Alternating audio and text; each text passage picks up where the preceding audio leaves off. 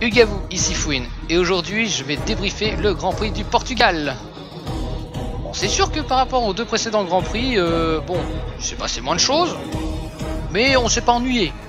Donc voilà, ça passe. Et d'ailleurs je confirme sur le fait que le Portugal est un très bon tracé. Je l'aime bien, avec les montagnes russes, voilà, j'aime bien. Allez, maintenant on va aborder tout de suite le petit débrief pilote par pilote et on va commencer comme d'habitude par celui qui est classé en dernière position. Et celui qui est classé en dernière position, ou plutôt qui n'est pas classé, c'est Raikkonen. C'est le seul à avoir fait un accrochage. Et très franchement, je ne sais pas comment il a fait. Je ne sais pas comment il a fait parce que techniquement, la piste était dégagée, son coéquipier qu'il souhaitait dépasser, qui était Giovinazzi, il souhaitait dépasser Giovinazzi et lui laisser suffisamment d'espace. Il y avait tout pour qu'il le dépasse tranquillement. Et je ne sais pas ce qui s'est passé, mais il a accroché son coéquipier. Bon, pour lui, ça va, il a pu continuer la course sans trop de dommages. Mais Raikkonen, je ne sais pas ce qui s'est passé. Certainement une erreur d'inattention, mais ça lui coûte très cher. Et c'est pour ça que je le mets vraiment dans les déceptions, parce que très franchement, c'est l'un des accidents les plus stupides que j'ai pu voir. Parce que très franchement, faut le dire, c'est presque un gag à ce stade. Là, mais bon, ça arrive au meilleur. Voilà, c'est une journée sans pour Raikkonen. Pourtant, il avait fait de bonnes qualifs. Mais bon, là, je sais pas ce qui s'est passé. Donc voilà pourquoi je le mets dans mes grosses déceptions du jour. En 19e position, Nikita Mazepin. Bon, lui, je peux même pas le défendre. Hein. Je peux pas. Parce que je trouve rien, tout simplement. Il est 100 secondes derrière son coéquipier. Ça craint quand même, hein. 100 secondes, hein. C'est beaucoup. Voiture égale. Non, ça va pas là, ça va pas. Et surtout, en plus, il gêne Sergio Pérez qui est en première position au moment où il veut le dépasser. Il ignore les drapeaux bleus, donc voilà, 5 secondes de pénalité. Bref, je peux pas le défendre. Hein, voilà, il peut remercier, franchement, il peut remercier son père d'investir dans l'écurie et que l'écurie, fort heureusement, est mal barrée financièrement parce que sinon il n'aurait jamais son baquet. Hein, franchement. Je me pose même la question que je suis sûr que même si Mick Schumacher conduisait une tondeuse à gazon, il serait même pas capable de le rattraper. C'est dire. Mais voilà. C'est plus une... Voilà. Allez. Je vais trouver un point positif. Il n'a fait qu'un seul tête à queue. C'est mieux que les 5 à Bahreïn et les 3 à Émilie-Romagne. Voilà. En progrès. Youpi.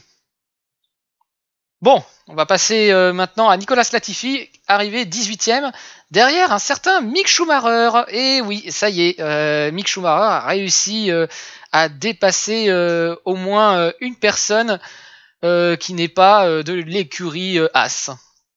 C'est un peu triste à dire, mais bon, c'est vraiment bon signe pour Mick Schumacher. Franchement, certes, ça peut paraître un peu élevé, c'est surcoté, mais pour moi, je le mets dans les grosses réussites. Alors, qu'on soit clair, il y a eu d'autres réussites, mais je trouve que proportionnellement à la puissance des voitures, je trouve quand même que c'est quand même un petit exploit. C'est voilà, je le mets en 3e position des réussites, mais voilà, c'est quand même quelque chose.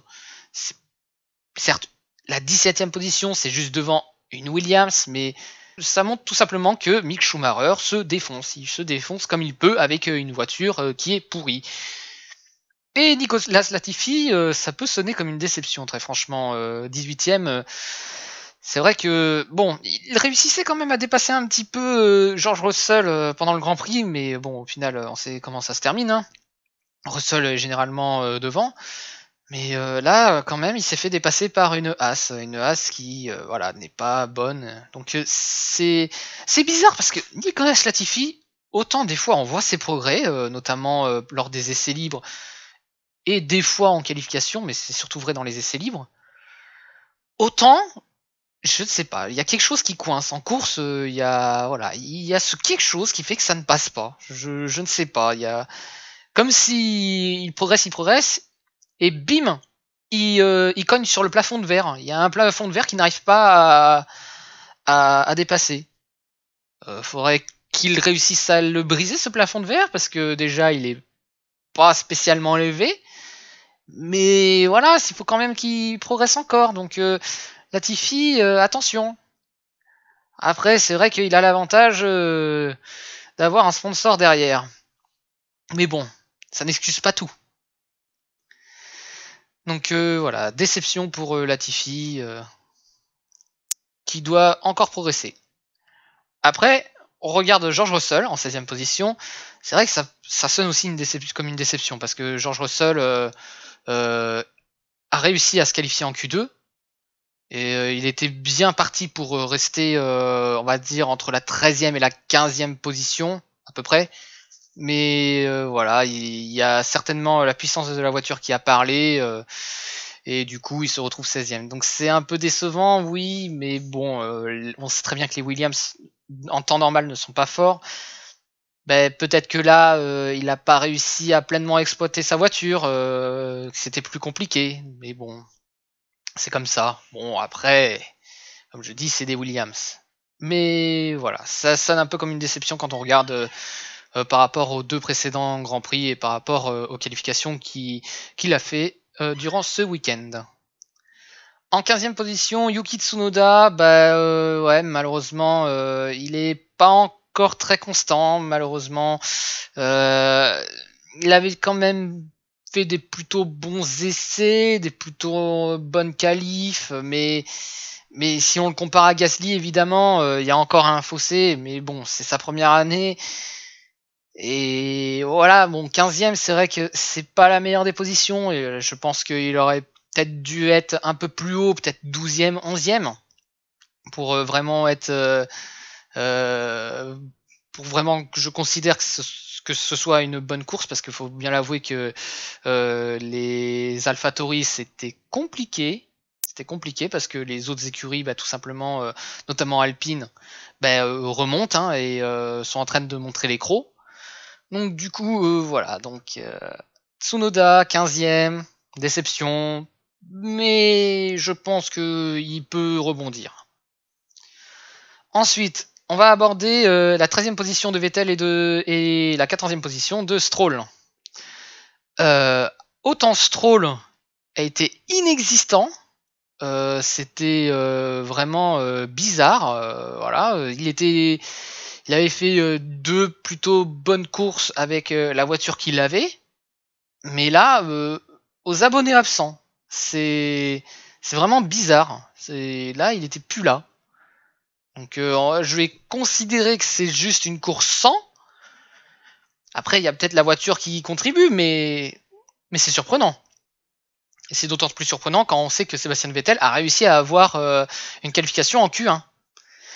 Alors très franchement, je m'attendais pas du tout à ce qu'il fasse une qualification en Q1, parce que moi je m'attendais à ce qu'il soit dans la deuxième moitié au classement après les qualifications, hein, parce que de toute façon il n'y a presque plus rien qui me surprend avec Vettel maintenant. Mais bon, il a quand même réussi à me surprendre. 10e position en qualif. Bon, 13e maintenant à la fin de la course. Bon, je vais estimer que c'est la voiture qui est comme ça aussi. Hein. Voilà, faut pas se cacher que c'est quand même décevant pour Aston Martin. Aston Martin qui quand même ex-Racing Point qui était 4e au championnat constructeur. Et là, c'est vraiment un niveau très très bas. Franchement, c'est vraiment très décevant. Là, c'est très très très très très décevant. Mais bon, concernant le pilote, je pense pas qu'il aurait pu faire mieux de toute façon. En 12e position, Giovinazzi qui a fait sa course. Très franchement, voilà, c'est une de ses places qu'il mérite. Hein, il aurait peut-être pu arriver à être plus haut, mais bon, très franchement, 12e position, je pense pas qu'il aurait pu vraiment faire mieux, ou difficilement. Donc Giovinazzi a fait une course correcte, très franchement, voilà, j'ai pas grand chose à dire de particulier. Par contre, Sainz, 11e. Là, c'est vraiment une grosse déception pour Sainz, parce qu'il a une Ferrari. Et la Ferrari, on sait maintenant que elle peut commencer à retitiller les points, quoi. Voire même être régulièrement dans les points. Et là, voir qu'il n'a malheureusement pas pu rester dans le top 10, parce que très franchement, il était très longtemps devant Leclerc, puis après Leclerc l'a dépassé, puis il a chuté. Qu'est-ce qui s'est passé? Qu'est-ce qui s'est passé avec le véhicule? C'est surprenant. C'est vraiment très surprenant. Donc ouais, grosse déception pour Carlos Sainz qui termine hors des points. C'est vraiment surprenant. À voir pour la prochaine course, mais c'est vrai que bon, on va dire qu'il enchaîne un peu 2 courses où c'est difficile. Bon, autant ça ne s'est pas vu au résultat final précédemment à Émilie-Romagne, autant là, je sais pas ce qui s'est passé. Je ne sais pas. Est-ce que la Ferrari tout d'un coup s'est fatiguée? Je ne sais pas. C'est bizarre. 11e, c'est étrange. En 10e position, Pierre Gasly. Et très franchement, au vu du niveau qu'ont affiché les autres écuries, je pense qu'il ne pouvait pas vraiment gagner plus de points. Parce que le niveau a vraiment augmenté. Et d'ailleurs, je l'expliquerai un peu plus tard pourquoi j'estime que Alpine a vraiment, ça a vraiment été une réussite. Et oui, parce que ouais, les écuries derrière, ça se réveille. Donc du coup, c'est vrai que par rapport au précédent Grand Prix, on se dit punaise, il aurait tellement pu marquer beaucoup plus de points. Oui, c'est vrai. Très franchement, si je regarde le classement actuellement des pilotes, je pense qu'il aurait pu être très facilement. C'est une façon de parler, mais je pense qu'il aurait peut-être pu être 7ème, par exemple. Mais bon, avec des si on coupe du bois. Et de toute façon, si je dois juger simplement sa course, il ne pouvait pas vraiment espérer mieux. Le point est vraiment un bon lot de consolation. Donc du coup, voilà, j'ai pas grand chose à dire sur Gasly.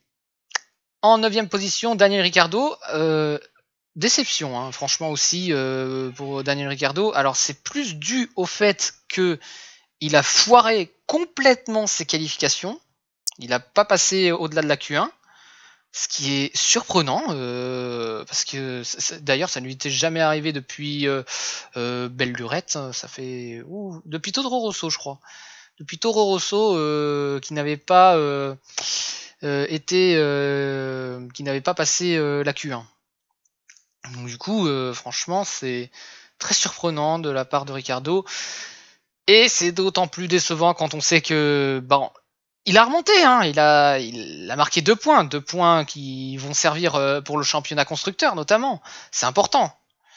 Mais quand on voit que le véhicule a vraiment le potentiel pour être vraiment encore plus devant, voilà quoi, on peut être que frustré par rapport à ça. Mais bon, je suis sûr que voilà, je reste convaincu quand même qu'il peut faire quelque chose et il peut briller sur certains grands prix. Je me rappelle que l'année dernière, voilà, avec Renault, il avait eu du mal au début.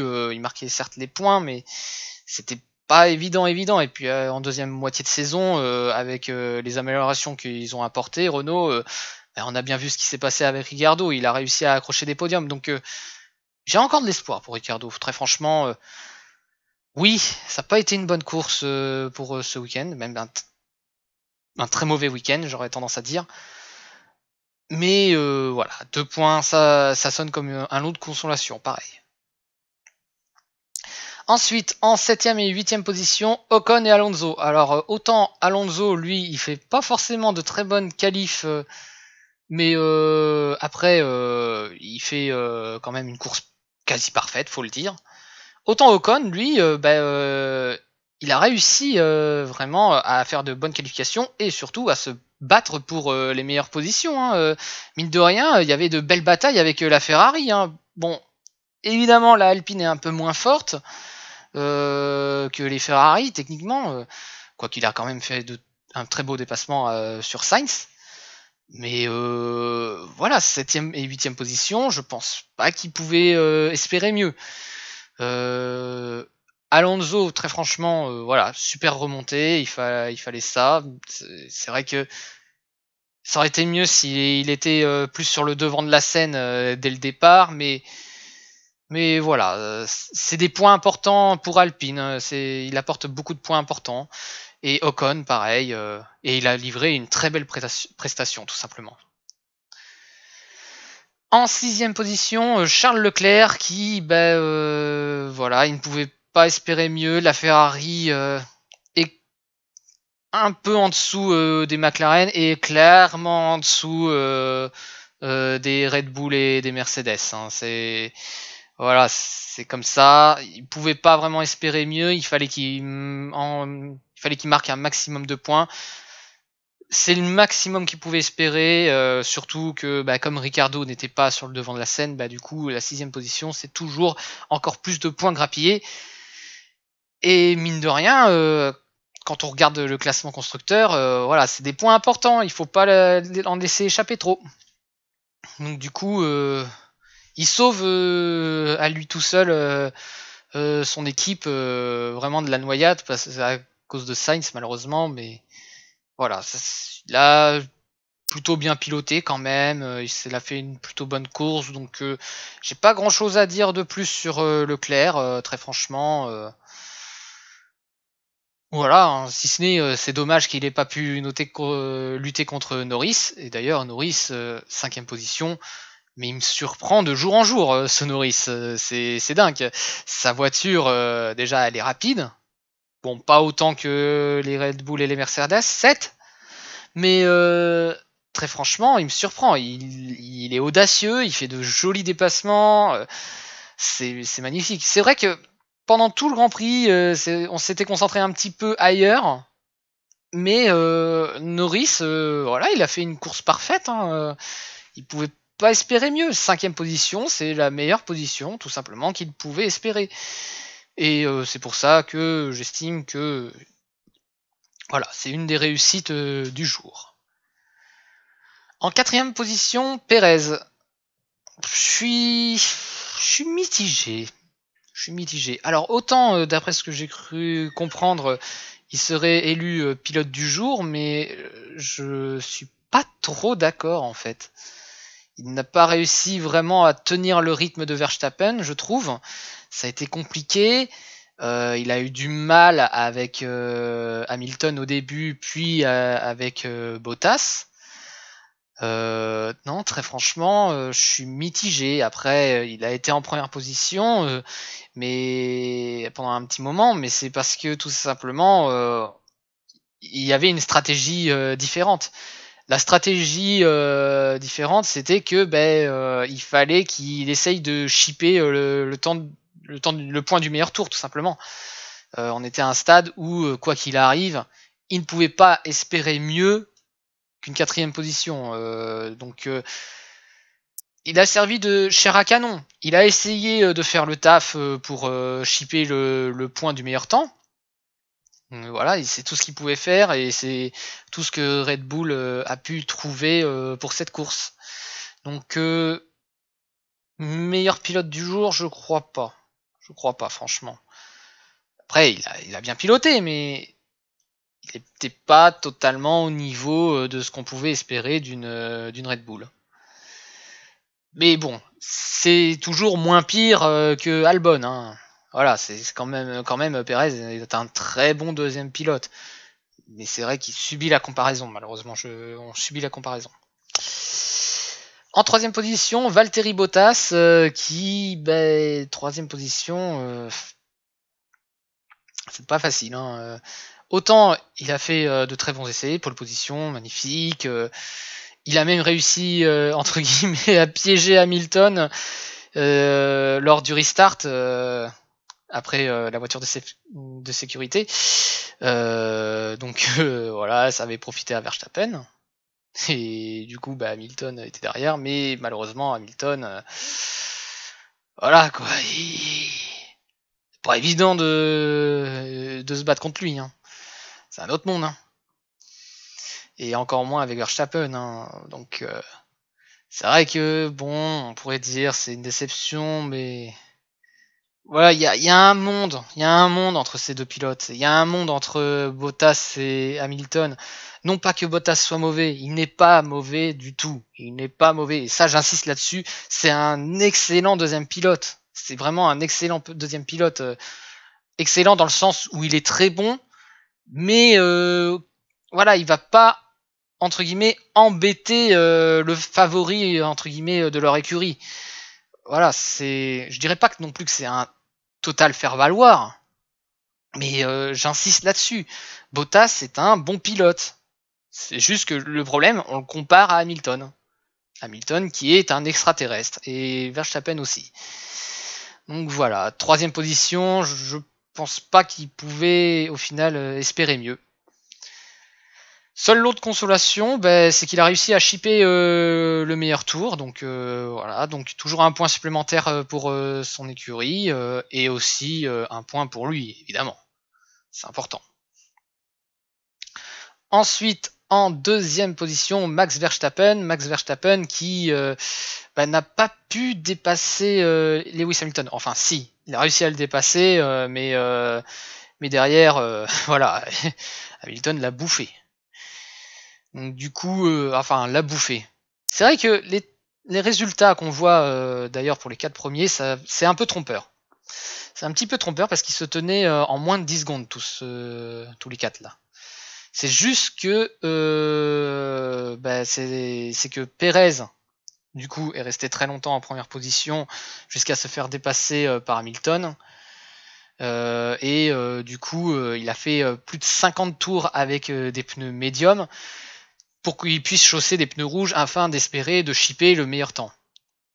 Manque de bol, après, bon bah Bottas ensuite a suivi. Donc voilà, on était à 2 tours de la fin, il voyait très bien qu'il y avait quand même un écart, et l'écart était conséquent malheureusement entre lui et Pérez. Et Verstappen aussi, du coup, alors qu'il était à 4 secondes, mais très clairement l'écurie était en mode bon, on va pas réussir à le dépasser, on va tenter le meilleur temps. Ils ont tenté, et Verstappen aurait pu l'avoir. Malheureusement, son temps a été annulé suite à un dépassement des limites du tracé. Du coup, c'est comme je l'ai dit, c'est Bottas qui hérite du point du meilleur tour. Mais bon, tout ça pour dire que de toute façon, Verstappen, voilà, c'était un petit peu dur, il fallait espérer une erreur d'Hamilton, mais bon, Hamilton, sur ce week-end, n'a pas fait d'erreur, tout simplement. Il a fait des dépassements très osés, notamment sur Bottas. Ouh là là là là, la frayeur au bout de ligne droite, au niveau de la ligne d'arrivée. Ouh là là là là là là. Je suis sûr que Toto Wolff, il devait pas se sentir bien. Il était ouhou, ouhou.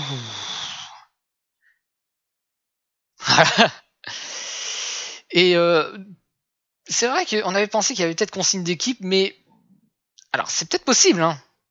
Mais quand je vois la combativité entre ces deux pilotes pour ce dépassement, je me dis, il n'y a pas eu consigne d'équipe, c'est juste que le DRS a aidé. Hein.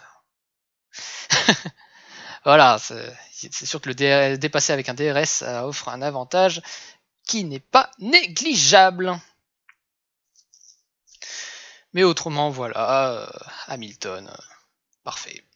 D'ailleurs, petite stat, sur les 4 dernières fois où il a démarré deuxième, il a terminé premier. Ou plutôt les 3 dernières fois, et là c'est la 4e fois. Voilà. Bon, ben, faut pas espérer que Hamilton soit en deuxième position au départ, du coup. J'imagine. Donc voilà. Donc pour le résumer par pilote, dans l'ensemble c'était plutôt bon, mais c'est vrai qu'il y a quelques cas, comme je l'ai dit, qui se démarquent par voilà une petite déception ou une grosse déception. Dans l'ensemble, quand même, ça a été une course plutôt calme qui, même s'il y a eu des dépassements, hein, il y en a eu pas mal quand même. Tout s'est joué au niveau de la stratégie pneumatique en fait, hein, dans l'ensemble. Hein. Toutes les stratégies étaient décalées et du coup, disons que voilà, c'est ça qui a alimenté le suspense en particulier. Mais derrière, quand même, ça s'est bien battu aussi. On ne s'est pas ennuyé. Voilà, comme je l'ai dit, on ne s'est pas ennuyé. Il s'est passé peut-être moins de choses, mais on ne s'est pas ennuyé. Donc du coup, on va regarder le classement pilote. Donc du coup, Lewis Hamilton gagne 8 points. 8 points... Non, 7 points. Pardon. C'est qu'il y a 8 points d'écart, mais il a gagné 7 points. Et c'est... Ouais. C'est serré. Hein. On sent que Verstappen, ça va être le concurrent numéro 1 de Lewis Hamilton. Et Verstappen, tout simplement, c'est Hamilton, le concurrent numéro 1. Voilà. Entre les deux, ça va se battre. Hein. Lando Norris en 3ème position, c'est vrai que bon, il y a l'accrochage lors du précédent Grand Prix de Bottas avec George Russell qui entre un peu en compte, mais quand même 3ème position, c'est remarquable, très franchement. Bon, je pense qu'il finira peut-être un petit peu plus bas dans la suite de la saison, mais très franchement, là aujourd'hui, il est à sa place. Voilà, de toute façon, ça se voit qu'il se démène à fond, il pousse la voiture, fait des dépassements osés, mais voilà, dans les règles.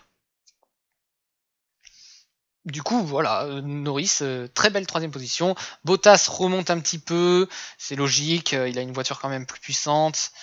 5ème position, Leclerc avec 28 points, Perez 22 points. C'est vrai que c'est peu, mais quand on sait ce qui s'est passé sur les précédents Grands Prix, voilà, c'était pas forcément évident. Donc du coup, 22, je pense qu'il en aura, voilà, il sera au-delà de la 6ème position, je pense, mais aujourd'hui c'est comme ça.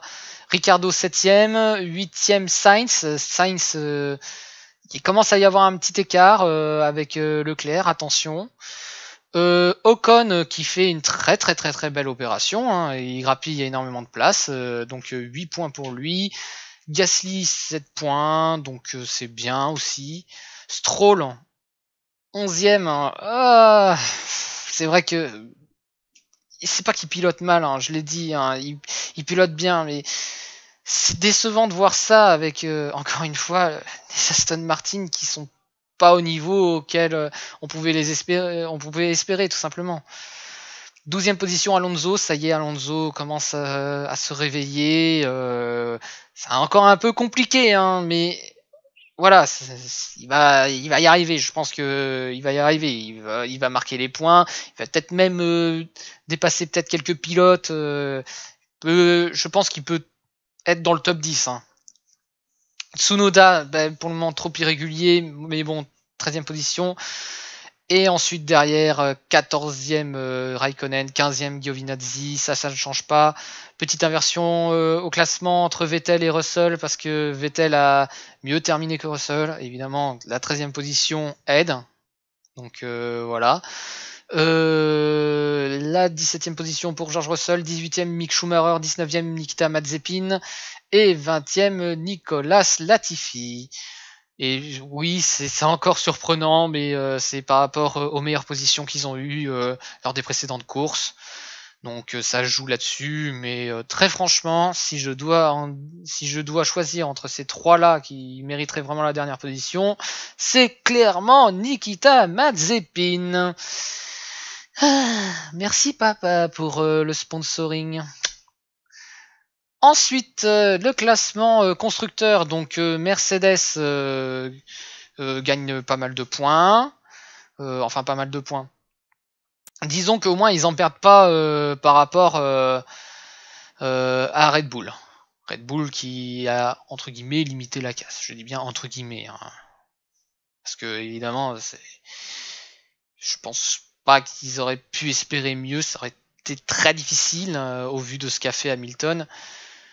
Mais bon, voilà, deuxième position, c'est leur position actuelle. McLaren, pareil, troisième position. Ils confirment vraiment que c'est parmi le milieu de peloton, je pense, la meilleure écurie. Même si quand même, comme je l'ai dit, ils ont réussi quand même à titiller un petit peu les Mercedes et les Red Bull. Mais avec cette course, c'est sûr qu'on voit qu'il y a encore un fossé.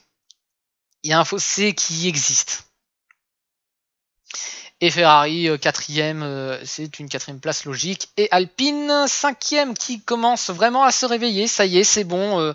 Les Alpines, après un début de saison très mauvais, hein, faut le dire. Les deux premières courses étaient très mauvaises. Ça y est, ils sont là, ils ont réussi à marquer des points. Ça va se battre pour la cinquième position, tout simplement, je pense. Hein, à moins qu'ils fassent une remontada surprise. Ça va être la cinquième position, ils pourront pas vraiment espérer mieux, je pense. AlphaTauri 6ème, 7ème Aston Martin. Aston Martin, je vais pas dire grand chose de plus, j'ai déjà tout dit. Et derrière, ça ne change pas. Alfa Romeo 8ème, c'est logique. Williams 9ème, c'est logique.